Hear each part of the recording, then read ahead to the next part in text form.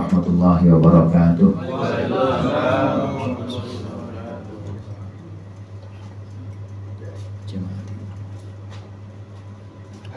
Al-Fatihah.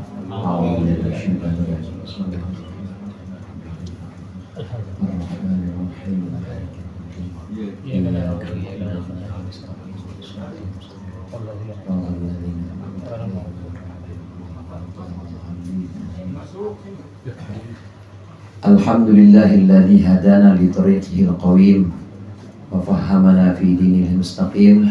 Wassalatu wassalamu ala sayyidina wa nabiyyina Muhammadin abduhu wa rasuluhu sayyidil azim wa ala alihi wa ashabihi ulil fadlil jasim. Amma ba'du, fa inna asdaqal hadithi kitabullah wa khairul hadi hadi Muhammadin sallallahu alaihi wasallam wa syarrul umuri muhdatsatuha wa kullu muhdatsatin bid'ah wa kullu bid'atin dhalalah. Segenap para ustaz, para hujjaj, bapak hadirin jamaah Majlis Ta'lim Miftahul Khair, Zahratul Hudan, dan segenap jamaah Majlis Ta'lim lain. Hadirin yang berbahagia yang dirahmati oleh Allah, alhamdulillah malam hari ini kita berkumpul melanjutkan pengajian rutin kita, ngaji kitab Fathul Qorib. Mudah-mudahan yang tadi sudah dibaca berupa zikir dan bacaan Al-Quran serta yang akan kita baca menjadi sesuatu yang bermanfaat dunia akhirat. Amin ya rabbal alamin. Kita melanjutkan pembahasan tentang wudu, ada di halaman, kalau di saya di sini halaman 6. Ada di halaman 6. Wudu ini bagian dari toharoh atau bersuci. Sebagaimana pembahasan kitab-kitab fikih, maka dimulai dengan bab tentang air. Kenapa air? Karena air ini adalah alat untuk bersuci. Walaupun ada pengganti air, namanya debu. Penggantinya namanya tayamum. Setelah membahas air, kemudian membahas wudu. Wudu ini bersuci itu sendiri. Ini dibagi menjadi beberapa cara. Diantaranya adalah dengan wudu, bersuci untuk mengangkat hadas kecil. Kita masuk kepada pembahasan atau pasal tentang wudu. Qala al-mu'allifu rahimahullah wa nafa'ana bihi wa bi'ulumihi fid dharaini amin. Faslun fi furudil wudu'i. Ini adalah sebuah pasal dalam fardu-fardunya wudu. Wa huwa bidomil wawi fil ashhari. Lafaz wudu itu dengan domahnya wawu. Jadi bacanya wudu, bukan wadu, bukan widu. Domahnya wawu. Ismun lil fi'li adalah sebuah nama untuk pekerjaan. Jadi kalau disebutkan wudu itu berarti maksudnya pekerjaan, suatu pekerjaan dengan cara-cara tertentu, wudu. Karena nanti ada wadu juga, wadu bahasa Arab. Wadu bahasa Arab itu artinya airnya itu sendiri namanya wadu. Wadu bahasa Arab. Ada lagi bukan bahasa Arab namanya wedok. Nah wedok itu bahasa Jawa. Wedok, tahu wedok? Tahu, harus kencang banget loh wedok. Nah, ini bahasa Arab, ada wudu, ada wadu. Nah, di sini wudu dengan domahnya wawu ini sebuah ungkapan untuk pekerjaan tertentu, yakni pekerjaan menggunakan air dalam rangka mengangkat hadas. Bacanya wudu. Bahwa muradu huna. Ini perlu disampaikan di sini oleh pengarang karena memang aslinya nggak ada harokatnya, saudara. Aslinya ya wawu, dot, wawu, hamzah begitu. Kemudian dijelaskan bidomil wawi, dengan domahnya wawu. Kenapa dijelaskan seperti itu? Asalnya tidak ada harokat, itu alasan pertama. Alasan kedua, kalau seandainya harokatnya hilang, maka kita bisa tetap jelas bacanya ada kata-kata bidomil wawi. Jadi tetap itu. Karena bisa jadi ini harokatnya hilang, atau ada yang kurang titiknya, atau ya dengan sebab-sebab tertentu ini berubah tulisannya, maka akan ada ikatan domil wawi. Ini jelas bacanya adalah wudu.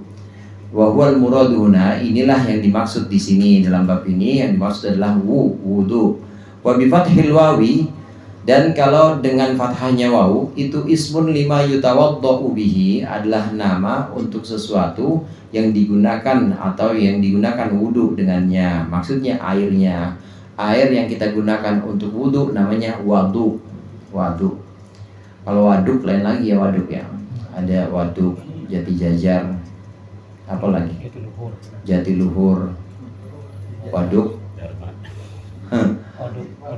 Waduk. Ya kalau orang sini mah namanya setu ya. Danau, setu, danau, waduk. Waduk Mamat.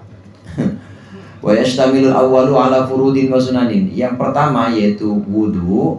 Yastamilu al-awwalu, yang pertama mengandung ala furudin wa sunanin, atas fardu-fardu dan sunnah-sunnah.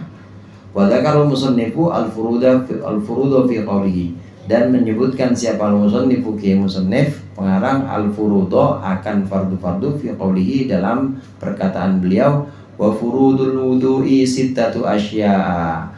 Fardu-fardunya wudu itu sittatu asya'a, ada 6 perkara. Yang dimaksud di sini dalam bab ini adalah wudu. Ini wudu punya beberapa pembahasan, yaitu fardu-fardu dan sunnah-sunnah. Saya yakin bahwa Pak mah udah hafal semua wudu ya. Kalau suruh wudu merem bisa kan ya? Bisa, orang udah hafal, nggak perlu lihat contohnya. Nah, tapi belajar atau ngaji seperti ini kita jadi tahu sumbernya dari mana. Sumbernya ya dari kitab Fathul Qorib kita wudu ini. Fathul Qorib dari mana? Fathul Qorib ya dari ulama. Ulama dari mana? Ulama ya dari Al-Quran dan Sunnah. Dari Al-Quran dan dari pemahaman tentang Al-Quran dan Sunnah, maka merumuskan fardu-fardu, merumuskan sunnah-sunnah, mana yang fardu, mana yang sunnah. Sebab kalau tidak ada ulama, tanpa istimbat atau pengambilan hukum dari ulama, mustahil kita akan sampai kepada pemahaman yang sempurna seperti ini.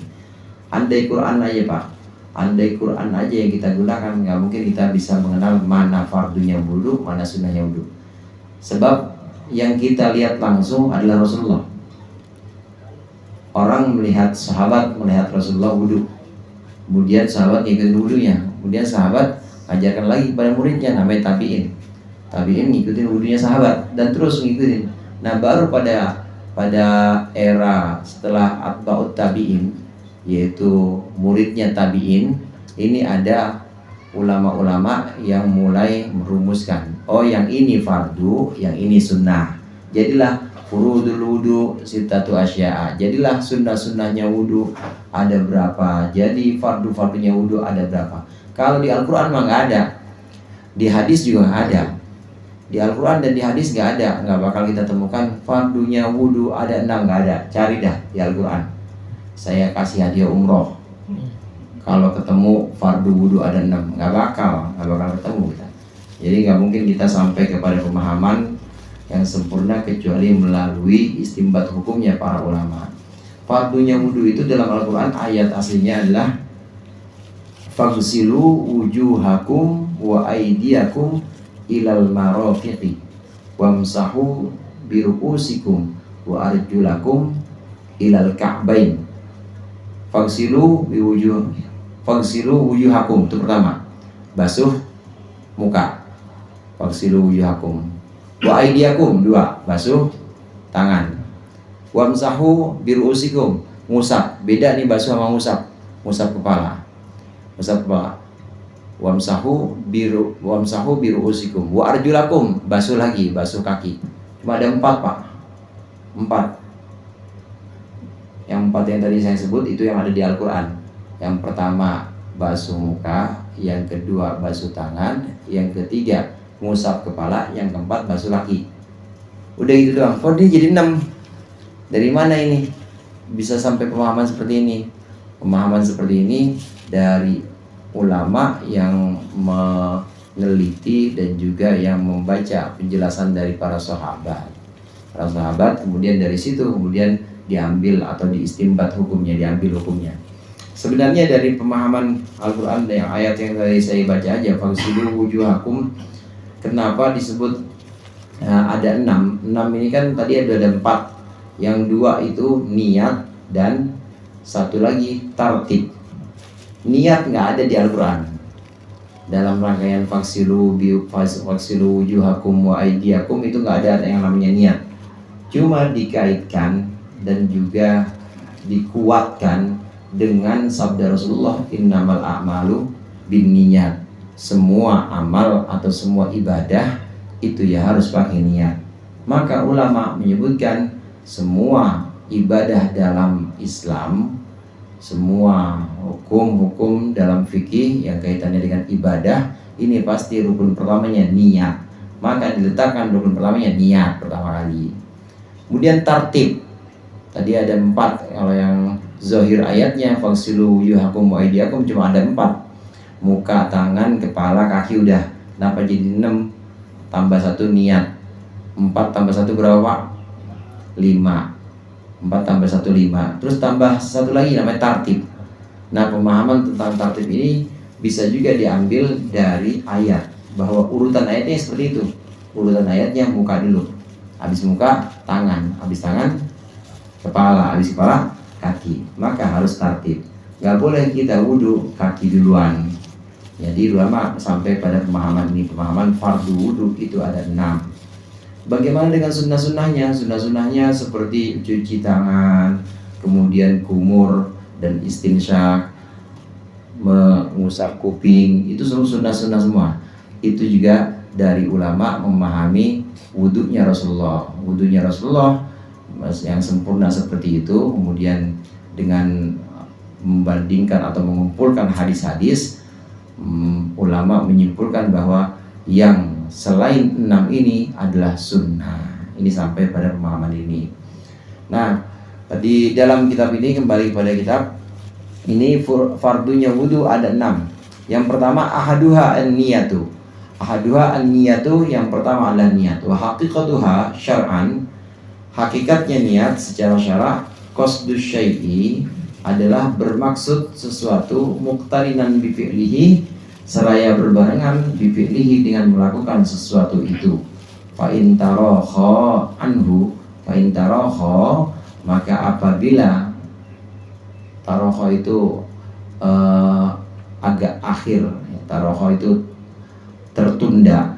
Fa in tarakha, jika tertunda agak lama, jika agak lama sesuatu tadi, anhu, dari maksudnya, summiya azman, maka dinamakan sebagai azam.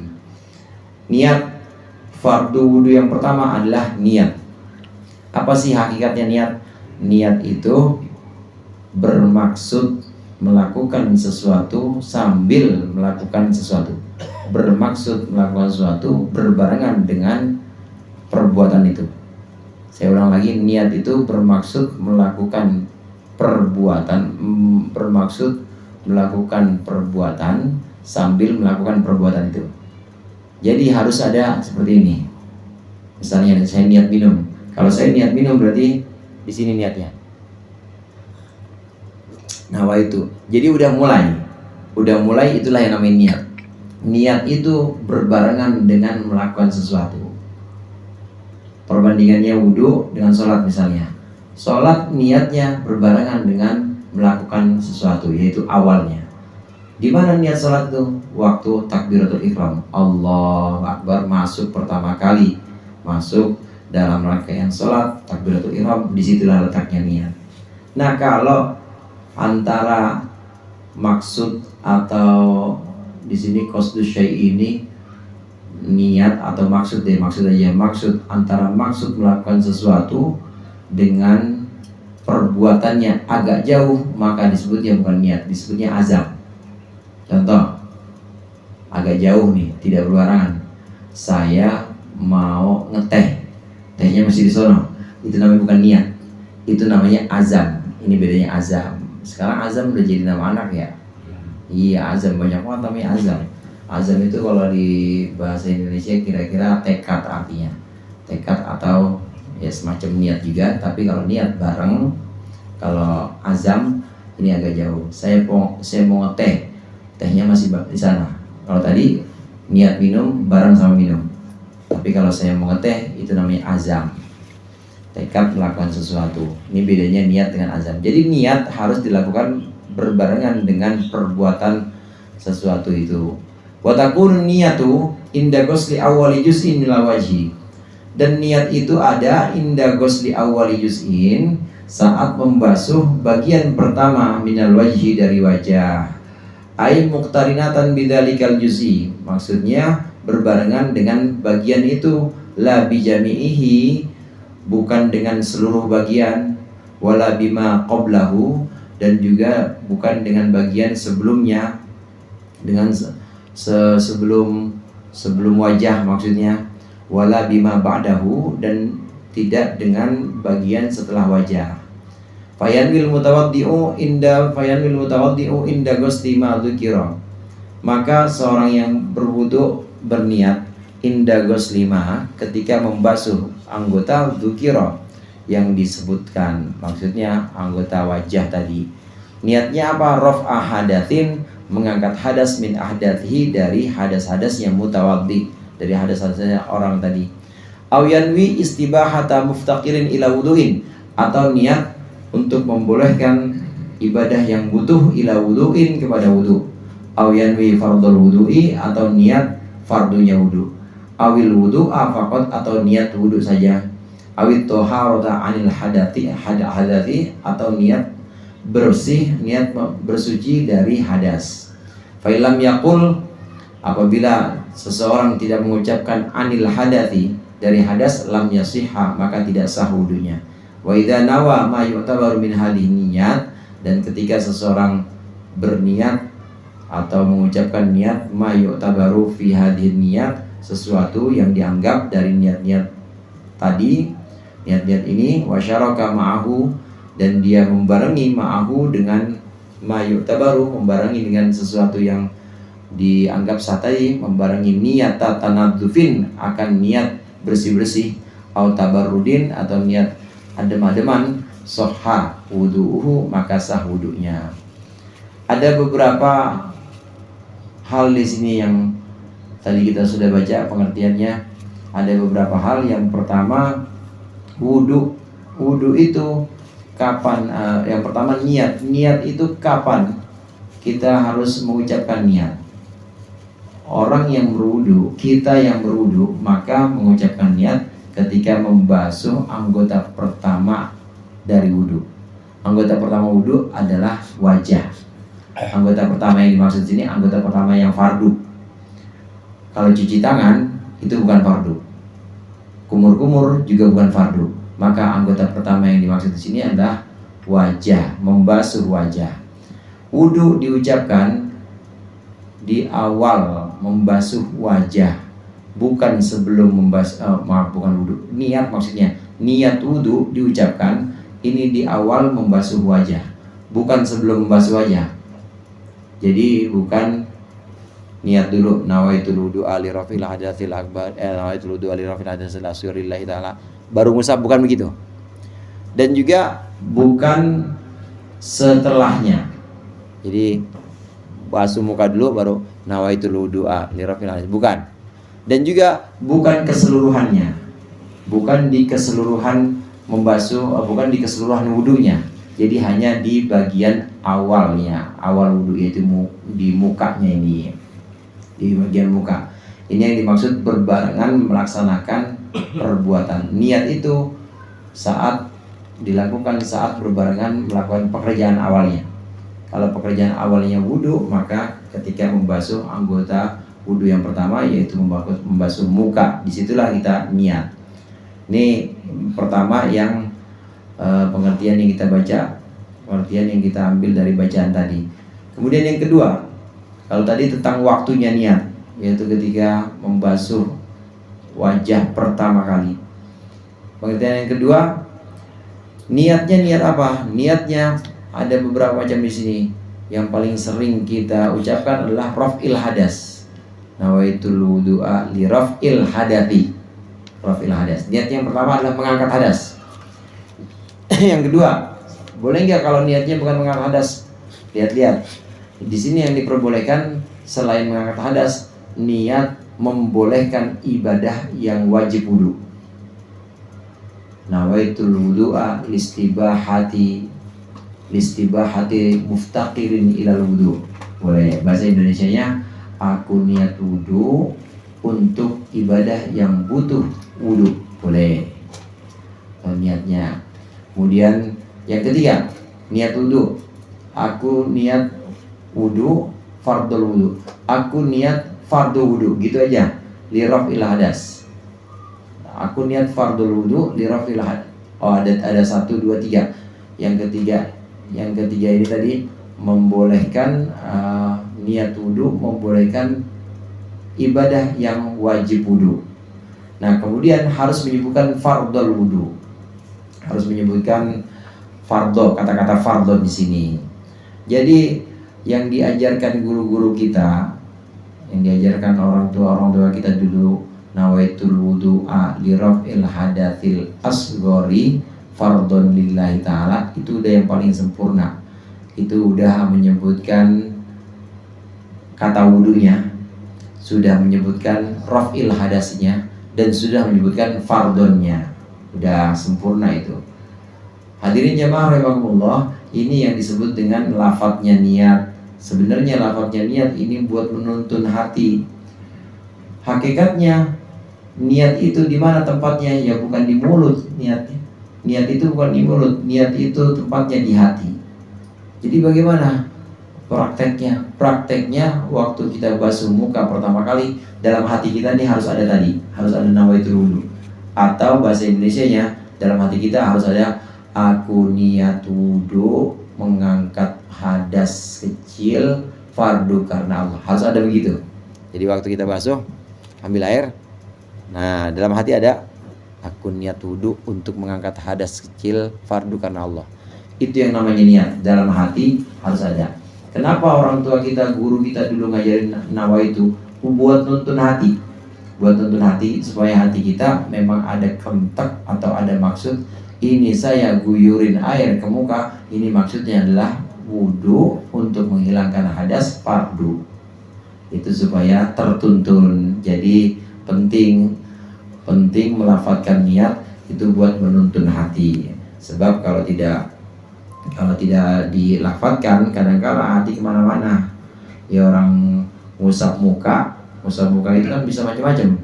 Bisa karena emang mukanya lengket banget, atau bisa juga karena gerah, bisa juga karena ngantuk, iya.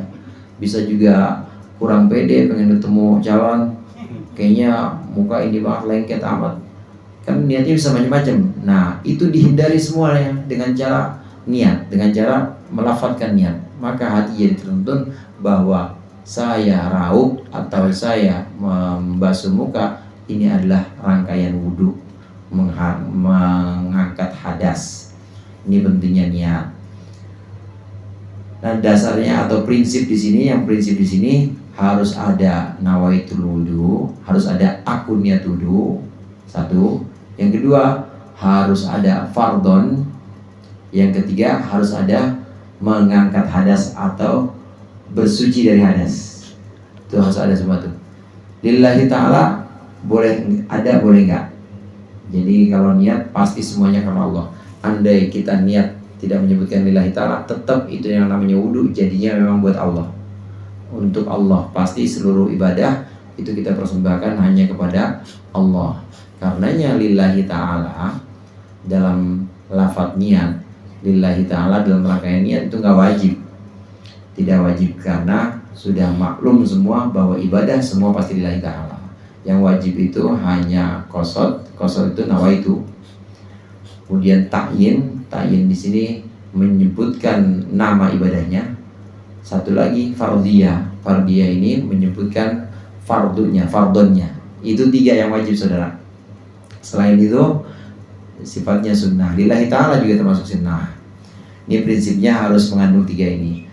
Kalau kita wudu, 3 ini sudah mencakup dalam niat wudu kita. Kalau kita niat wudu, 3 ini sudah tercakup dalam niat wudu kita. Sudah aku wudu mengangkat hadas fardu, itu udah ada semua.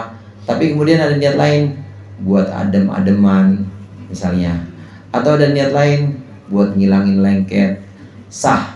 Yang penting yang 3 tadi ada. Cuma jangan sampai yang 3 ini hilang. Ngusap muka dia raup, yang 3 ini nggak ada, cuma biar adem, nggak sah. Niatnya dianggap tidak sah karena memang tidak ada 3 ini, tidak ada nawaitu, tidak ada al-wudu, tidak ada raf'il hadas. Jadi harus mengandung 3 ini. Kalau 3 ini sudah ada, silakan mau niat wudunya itu karena buat facial. Tahu facial mau kan? Ya, facial, pokoknya membersihin muka, ya perawatan kalau orang perempuan tahu tuh. 3 ini harus dipegang sebagai prinsip dalam niat. Bandingannya saudara, dalam niat itu harus ada 3, harus ada qasad atau maksud. Maksud itu bisa nawaitu, bisa usolli, atau bisa juga atawaddu kalau wudu, bisa juga nawaitul hajja wa ahramtu bihi, atau nawaitul umrah. Pokoknya nawaitu itu sudah termasuk qasad. Yang kedua menyebutkan ibadahnya, al wudu atau al umrah atau al hajjah atau zakat al fitri, disebutkan dalam ta'yin. 2, 3 harus ada fardiyah, menyebutkan fardu. Perbandingan dengan sholat kalau kita sholat isya, usolli fardul isya'i, cukup gitu doang, karena udah ada usolli, udah ada menyebutkan nama ibadahnya yaitu isya, dan udah ada fardonnya, cukup. Terus arba'a raka'atin sunnah, mustaqbilal kiblati nggak wajib disebut, makmuman itu juga nggak wajib, imaman kalau makmuman kalau mau dapat pahala, jamaah wajib makmuman. Emang ini hubungannya dengan sholat jamaah. Tapi kalau hubungannya mutlak hanya niat saja, nggak wajib menyebutkan makmuman. Imaman nggak wajib, kecuali yang jadi imam Jumat wajib menyebut imaman. Apalagi makmuman nggak usah disebut, makmuman lil Ustadz Yasin nggak boleh. Boleh nggak disebutin? Boleh, asal bener aja. Maksudnya asal bener, bener ya Imam Ustadz Yasin. Sebab kalau kita menyebutkan sesuatu yang tidak wajib tapi ternyata salah, maka tidak sah malah. Dalam hati, Allahu Akbar, aku niat sholat isya makmum kepada Ustadz Yasin. Tahu-tahu begitu selesai, lah Ustadz Amin nih, nggak sah. Karena tadinya nggak diharuskan, malah dia model-model ditambahin. Ternyata salah, maka dorro itu artinya bahaya buat niatnya, artinya bahaya juga buat sholatnya, bisa bikin gak sah. Makanya gak usah dilagu-laguin atau dilagu-laguin sebutin imamnya, gak usah, gak wajib. Yang wajib itu usolli fardul isya'i cukup. Nah adapun mustaqbilal kiblati arba'a raka'atin lillahi ta'ala, itu sempurnanya ajaran orang tua kita dulu. Kalau kita mau sempurna ya seperti itu. Karena dalam niat hadirin ada muqaranah. Muqaranah itu ada muqaranah urfiyah, ada muqaranah hakikiyah, bareng. Yang utama kalau kita niat itu ya berbarengan dengan awal sholat atau awal ibadah. Kalau dalam wudu berarti awal wajah. Contoh wudu gini, waktu kita menyebutkan aku wudu, aku niat fardu wudu, mengangkat hadas karena Allah, ini berbarengan sama keseluruhan basuhan. Nawaitu dalam hatinya, dalam hati kita, nawaitul wudu ali raf'il hadatsil asghari fardlillahi ta'ala. Jadi bareng, itu namanya muqaranah. Muqaranah bareng dari nawaitu sampai lillahi, bareng dengan basuhan pertama habis. Seyogianya sebaiknya seperti itu. Walaupun cukup juga boleh kita ambil 3 doang tadi. Nawaitul wudu'a lirafil hadasil, nawaitul wudu'a lirafil hadasil asghari fardon, gitu doang misalnya. Dan di awal basuhan doang, nggak sampai keseluruhan, boleh. Kenapa orang tua kita ngajarin niat yang sempurna? Supaya kita bisa barengin dengan basuhan pertama. Sholat juga begitu, Allahu Akbar, itu supaya bisa barengin antara lafaz Allah sampai selesai dengan Allahu Akbar dengan usolli fardhu, supaya bebarengan semuanya itu sempurna. Namanya muqaranah hakikiyah. Muqaranah hakikiyah ini bagus kalau kita bisa lisan kita Allahu Akbar dalam sholat, dalam takbiratul ihram, hati kita aku sholat fardu isya 4 rakaat menghadap kiblat, itu namanya panjang. Jadi Allahnya panjang, Allah, karena pengen ngebareng itu. Walaupun boleh juga, cuma bagian dari niat itu ada dalam takbiratul ihram yang penting. Jadi prinsipnya cuma 3 sebenarnya. Nah, guru-guru kita mengajarkan agak panjang ini supaya ada muqaranah yang bagus, muqaranah hakikiyah namanya. Demikian juga dalam wudu. Kalau kita niatnya niat yang singkat, yang penting 3 prinsip itu dapat, boleh. Tapi kalau mau agak panjang, boleh barengin dengan basuhan pertama seluruhnya. Dan membasuhnya itu cuma di basuhan, niatnya cuma di basuhan pertama aja, di basuhan pertama wajah. Nanti basuhan kedua nggak usah niat lagi. Apalagi kalau udah sampai tangan nggak usah niat lagi, karena niat cuma ada di awal. Ini fardu yang pertama. Fardu wudu yang pertama yaitu niat. Hampir semua ibadah fardu yang pertamanya adalah niat. Sholat fardu pertamanya ya niat. Kemudian puasa fardu pertamanya ya niat pasti. Haji, umroh fardu pertamanya pasti niat. Kalau haji umroh itu ya niatnya waktu ambil mikot. Waktu ambil mikot pakai pakaian ihram, nah di situ di awal. Nah, dia selalu di awal, yang namanya niat pasti ada di awal. Ini pertama atau awal. Fardunya wudu yang awal yang pertama adalah niat. Yang kedua, wathani ghuslu jamil wajhi wahdahu wahadduhu tulan. Yang kedua, membasuh seluruh wajah. Wahadduhu tulan ma baina manabiti sya'ri ra'si. Batasnya wajah tulan secara vertikal, ma baina manabiti sya'ri. Vertikal itu dari atas ke bawah, Pak. Ya. Dari atas ke bawah, tulan itu panjang dari atas ke bawah.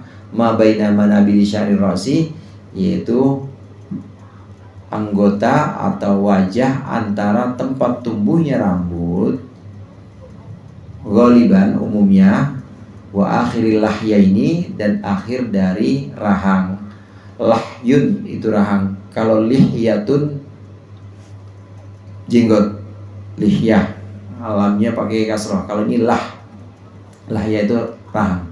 Wahuma lahya ini itu apa? Al-azmani, yaitu 2 tulang alladani yang butuh alaihim al-asnanu sufla, yang tumbuh di atas 2 rahang itu, al-asnanu sufla, gigi bawah. Nih sini maksudnya nih. Rahang itu apa? Rahang itu adalah tulang tempat tumbuhnya gigi bawah. Rahang, apakah rahang itu? Rahang adalah tulang tempat tumbuhnya gigi bawah.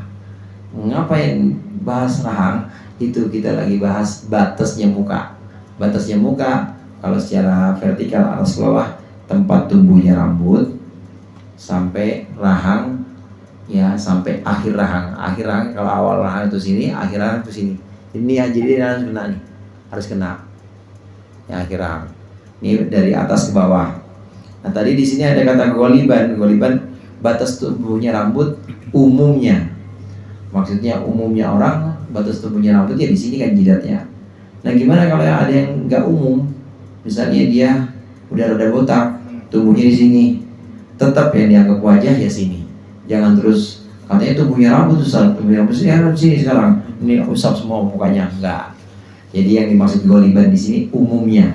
Umumnya memang batas tubuhnya rambut ya di sini. Nah mulainya di sini di muka. Walaupun udah agak botak, nggak usah dari sini, nggak usah. Tetap di sini. Dan bawahnya mana? Bawahnya adalah batas rahang akhir, rahang bagian akhir sini. Jadi akhir rahang. Ini. Kemudian wa yajtami'u muqaddamuhuma fil dhaqni, boleh dhaqni, boleh dhaqni. Awal dari rahang itu yajtami'u, berkumpul, fil dhaqni, pada dagu, wa mu'akhkharuhuma fil udhuni, dan akhir dari rahang fil udhuni adalah di telinga. Nih, jadi rahang sini, Pak. Rahang itu mulainya dari sini. Dari sini, ini rahang kanan, ini rahang kiri. Akhirnya di mana? Akhirnya di sini. Bertemu di tulang telinga.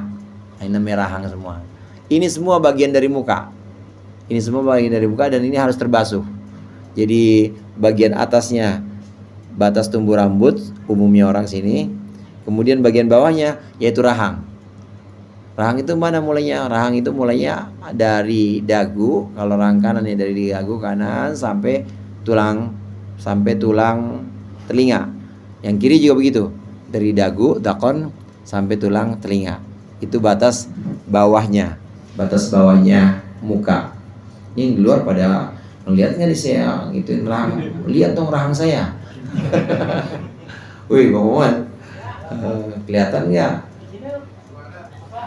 Ada ini fokusnya, ada proyektor di sana ya. Batas tumbuh rambut saya kan nggak tahu rambut saya di mana tumbuhnya. Nah, batas tumbuh rambut kepala umumnya orang, kemudian bawahnya yaitu rahang, itu semua bagian dari wajah, batas wajah. Batas wajah secara vertikal. Nah, secara horizontal kalau memanjang bagaimana? Wahadduhu, batasnya wajah ardan secara horizontal, secara memanjang, ma bainal udunaini, yaitu bagian antara dua telinga. Sini. Jadi antara dua telinga. Ini pokoknya bagian, kalau tadi bagian tulan vertikal, tumbuhnya rambut sini terus sampai rahang, ini muka. Nah, kemudian kalau yang horizontal kiri kanan mulai dari telinga ke telinga. Nah, ini yang namanya wajah. Fikih itu dijelaskan sampai begitunya tuh, Pak. Walaupun kalau kita bilang wajah aja cukup. Wajah itu apa? Ya wajah udah cukup. Ini untuk mengantisipasi. Untuk mengantisipasi kalau ada orang gitu ya. Kalau ada orang misalnya kupingnya agak jauh sini. Terus di wajahnya apakah terus jadi lebar? Ya enggak. Tetap yang disebut dengan wajah adalah kuping umumnya orang di sini, maka basuhnya dari sini aja. Gitu. Walaupun dia kupingnya di sini. Itu untuk mengantisipasi. Kadang yang nggak kepikiran sama kita oleh ulama-ulama itu dipikirin. Kita kan nggak pernah mikir kita mah, orang nggak ada pikirannya. Jadi kalau orang alim, para alim ulama itu memikirkan sesuatu untuk antisipasi. Disebutkan demikian rinci atau detail yang mana batas wajah secara horizontal, secara vertikal. Ya, ini supaya kita jelas dan terang kalau ada kasus-kasus tertentu yang beda dari umumnya orang, normalnya orang, maka disebutkan rincian-rincian ini. Wa idza kana 'alal wajhi sya'run khafifun, apabila di atas wajah itu ada rambut atau bulu yang halus, au katifun atau bulu yang tebal, wajaba isolul ma'i, wajiblah isolul ma'i, menyampaikan air ilaihi kepada sya'ar, ilaihi kepada rambut atau bulu tadi. Sya'ar itu rambut, ma'al basyarati allati tahtahu, beserta kulit yang ada di bawahnya. Ya, hati-hati nih, hati-hati yang punya bulu di muka tapi bukan jenggot. Karena ada orang yang ini ya, yang bulu di muka itu semuanya wajib kebasuh, bulunya wajib kebasuh dan kulitnya yang di bawah bulu itu juga wajib kebasuh. Karena itu termasuk muka. Ada orang misalnya jambang ya, itu bukan jenggot. Jambang itu punya jenggot, itu mana jenggot itu yang tumbuh di sini. Nah, kalau jenggot nanti ada pembahasannya. Kalau cambang atau ada orang kadang-kadang cambangnya sampai sini ya, ini bulunya sini. Ini termasuk bagian yang wajib dibasuh karena ini termasuk muka. Karena dia termasuk muka, maka bulunya wajib kena air, kulit yang ada di baliknya juga wajib kena air. Harus benar-benar basah itu. Jadi mendingan bagaimana? Ya mendingan dikerok atau mendingan dibersihin gitu. Jadi kan rada klimis. Kalau rada klimis juga kan orang lihatnya enak. Karena itu bagian muka. Yang punya bulu di wajah itu wudunya sebenarnya lebih sulit. Cambang yang tebal-tebal juga itu benar harus hati-hati benar dan harus masuk air ke situ. Harus masuk air ke kulit. Jadi bulunya juga kena, kulit di bawah bulu juga harus kena. Kenapa wajib? Karena itu bagian wajah. Bagian dari wajah. Nah, bagaimana dengan jenggot? Nah, jenggot pembahasannya di sini. Kalau jenggot itu apa sih? Jenggot itu bulu yang tumbuh di janggut. Janggut namanya ya? Janggut. Apakah jenggot itu? Jenggot adalah bulu janggut. Muhammad. Jenggot, bulu janggut. Nah, janggut tempatnya jenggot. Nggak bakal ada jenggot kalau nggak ada janggut. Tapi janggut tetap ada meskipun tidak ada jenggot. Gitu. Ya paling tuh. Jadi yang jadi dasar yang harus ada pada semua orang itu apa? Janggut. Karena janggut adalah tempat tumbuhnya jenggot. Mungkin ada orang jenggot tapi nggak punya, mungkin ada orang janggut tapi nggak punya jenggot, tapi nggak mungkin ada orang punya jenggot tapi nggak ada janggutnya. Nah, mungkin. Nah, janggut ini kalau tumbuh bulu dia beda dengan bulu yang tadi saya bilang ada di pipi atau ada di cambang. Dia punya punya satu keringanan. Bagaimana dengan jenggot? Wa malihiyatur rajulil katifatu. Adapun jenggot seorang laki-laki yang tebal jenggotnya, bi'alam yarul mukhatibu, sekiranya orang yang berbicara dengannya tidak melihat basyarotaha, akan kulitnya jenggot, min khilaliha, dari sela-sela jenggot, fayakfi ghuslu dhahiriha, maka cukuplah membasuh permukaan jenggot. Bi khilafil khafifati, berbeda dengan jenggot yang tipis. Ringan itu maksudnya tipis. Wahia ma yarul mukhatibu basyarotaha. Tipis itu bagaimana? Yaitu jenggot yang orang berbicara dengannya itu bisa melihat basyarotaha, akan kulitnya jenggot. Fayajibu isolul ma'i, maka wajib menyampaikan air li basyarotiha, kepada kulitnya jenggot tipis tadi. Sekarang bicara jenggot laki-laki. Laki-laki yang punya jenggot banyak di sini. Ustaz Yasin tuh ada tuh. Bang Jajam, Ustaz Amin nggak ada. Jenggot laki-laki, jenggot pada diri laki-laki itu kan sesuatu yang sifatnya lumrah ya Pak ya. Nah, karena lumrah maka pembahasannya didahulukan di sini. Jenggot yang ada pada laki-laki ini ada dua macam. Ada jenggot tebal, ada jenggot tipis. Kalau jenggotnya jenggot tebal, maka cukup permukaannya aja, permukaan jenggot itu ya, nggak perlu sampai kulit-kulitnya kena. Kalau jenggotnya jenggot tebal, ukuran tebal itu gimana Ustaz? Ukuran tebal itu orang yang melihat, orang yang ngomong dengan dia, nih, majlisil mukhatabah, dalam satu momen pembicaraan atau lagi ngobrol, nggak kelihatan itu kulitnya, itu namanya tebal. Yang kelihatan kulitnya namanya tebal itu jenggot. Untuk jenggot yang tebal seperti ini cukup permukaannya aja. Waktu kita basuh muka, yang penting permukaannya kena, nggak perlu dibasahin sampai kulit-kulitnya. Misalnya kita garuk-garuk nggak usah juga. Itu kalau yang jenggotnya tebal. Tapi kalau jenggotnya tipis kayak saya jenggotnya tipis Pak, pokoknya saya kerok mulu. Kalau jenggotnya tipis, maka justru wajib air sampai di sana. Jenggot cuma ada 17 lembar. Bisa dihitung. Tipis apa tebal tuh? Kelihatan nggak kulitnya? Karena kelihatan maka wajib sampai itu air ke kulit. Kalau dia kelihatan kulitnya, namanya tipis, maka air wajib sampai situ. Wajib kena air tuh kulit. Tapi kalau nggak kelihatan, maka dapat keringanan, ya cukup permukaannya jenggot aja, nggak perlu sampai ke kulitnya. Ini bagian dari jenggot. Kenapa membahas jenggot? Karena jenggot itu tumbuh di janggut, dan janggut bagian dari muka tadi, bagian dari fardu wudu yang pertama. Ini jenggot laki-laki. Jenggot perempuan bagaimana? Jenggot perempuan tebal maupun tipis harus kena air semua kulitnya. Kenapa demikian? Karena kalau jenggot pada laki-laki kan umum. Kalau jenggot pada perempuan ini sesuatu yang jarang terjadi. Sesuatu yang jarang, maka harus mengikuti yang umum. Umumnya perempuan jenggotan nggak Pak? Nggak ada. Berarti kulitnya kelihatan nggak? Kelihatan. Maka ikut umumnya perempuan. Karena kulitnya kelihatan, kulitnya harus dibasuh. Begitu juga jenggot perempuan, kalau ada yang tebal tetap ikutin hukum umum, dia harus terbasuh kulitnya.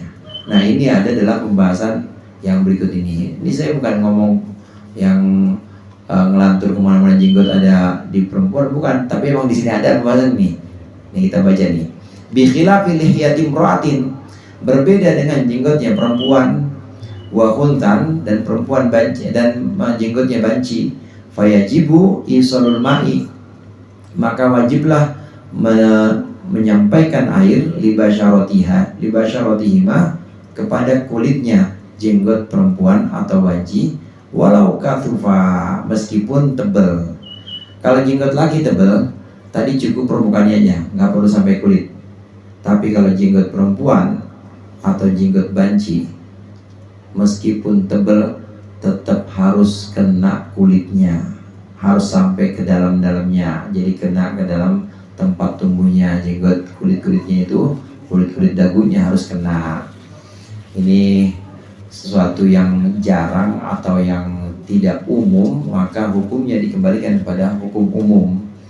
Umumnya perempuan nggak jenggotan, umumnya banci nggak jenggotan, maka kembalikan pada hukum umum bahwa wajib terbasuh kulitnya semua. Wala budda ma'a ghuslil wajhi min ghusli juz'in minar ra'si wa raqabati wa ma tahta daqani.